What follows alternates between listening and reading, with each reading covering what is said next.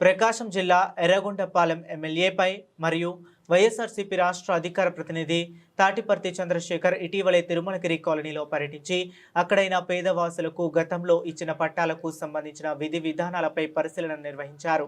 గతంలో కాలనీలో నివాసం ఉన్న వారికి ఇవ్వబడిన పట్టాలను ముందస్తు సమాచారం ఇవ్వకుండానే జేసీబీ యంత్రంతో వారి రాతి కట్టడాలను ధ్వంసం చేయిస్తూ కూల్చివేయడం జరిగింది. దీంతో కాలనీ ప్రజలలో తీవ్ర అసంతృప్తి ఉందని, రెవెన్యూ అధికారులు స్థానిక పేదల స్వాధీన భూములను, రాతి కట్టడాలను నేలమట్టం చేసే ప్రక్రియలో పలుమార్లు వ్యవహరించినట్లు ఆరోపించాడు. పర్యటన సమయంలో పేద కుటుంబాలు తమ వద్ద ఉన్న పట్టాలను ఎమ్మెల్యేకు చూపించి న్యాయ పరిరక్షణ కోరారు. అనంతరం ఎమ్మెల్యే చంద్రశేఖర్ మాట్లాడుతూ, గతంలో సరైన రీతిలో ఇచ్చిన పట్టాలు ఇప్పుడు చెల్లవని పరిస్థితి ఎలా? ఇది ఓ పెద్ద అనుమానాన్ని రేకెత్తిస్తుంది. నేను ఈ విషయాన్ని సముచిత అధికారులతో చర్చించి బాధితులకు న్యాయం చేయిస్తాను అని నిర్ధారించారు. అయితే ఘటనపై గ్రామ పరిసర ప్రాంతాల్లో కొన్ని దశాబ్దాలుగా గిరిజనుల పేరుతో అక్రమ పట్టాల ఏర్పాట్లు, ప్రభుత్వ భూభాగాల అనధికార ఆక్రమణ మరియు వాటి ద్వారా వ్యాపార ప్రయోజనాలు పొందుతున్నారనే కథనాలు వచ్చినట్లు స్థానికులు పేర్కొంటున్నారు.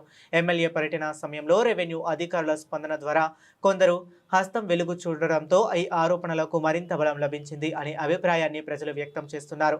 ఈ సందర్భంగా ఎమ్మెల్యే సమక్షంలో మండల పార్టీ అధ్యక్షులు ఏకుల ముసాలారెడ్డి, సయ్యద్ జబీల్, ఎస్టీ నాయకుడు రాముల నాయక్ తదితరుల నాయకులు కూడా పాల్గొన్నారు. సంఘటనకు సంబంధించి స్థానిక ప్రజల ఆందోళనను శ్రద్ధగా తీసుకుని సీఎస్ సంబంధిత శాఖల వరకు సమస్యను తీసుకువెళ్లేలా ఎమ్మెల్యే బహిరంగ ప్రణాళికాబద్ధత వ్యక్తపరిచారు.